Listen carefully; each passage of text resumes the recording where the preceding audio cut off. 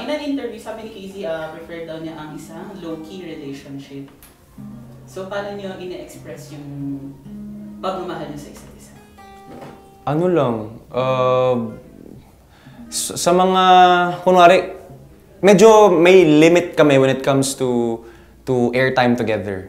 Medyo ganun. May mga invites pero minsan, ano lang, parang agreement na rin namin na minsan-minsan lang, hindi super love team, hindi super ganun. Parang ano lang.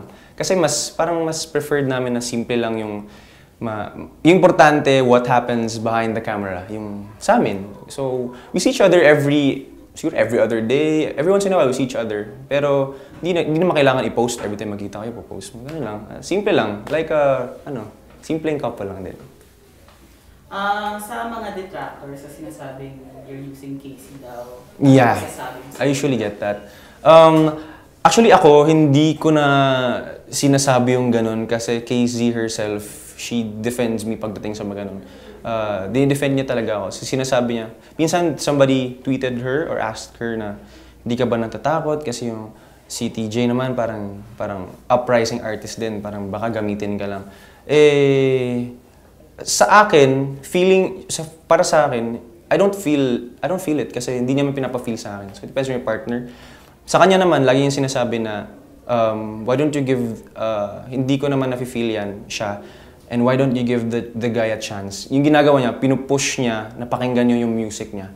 Then you'll know that he doesn't need me for him to pursue his music. Kasi may tiwala siya sa akin, sa music ko, which is very important in a relationship. So, ganun. Dinidefend niya ako. Ayan, sorry, going back lang. Paano ba nag-develop yung love story ni Casey? We're both Bisaya. Na-meet ko siya dahil sa isang friend namin, nakasama niya sa X Factor. Tapos, medyo madalas kami magkita kasi si Sir Martin Rivera, kasama ko sa label, sa Poly East. So, pag may mall show ako, sinasama ako ni Sir Martin sa mall show, dun sila. Kasi parang anak-anakan kasi niya yung mga X Factor people. Tapos, friends lang talaga at first. Walang love at first sight, walang ganun.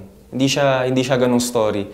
Tapos, unti-unti, na-develop ako sa personality niya na sobrang babae, tapos mahilig sa music.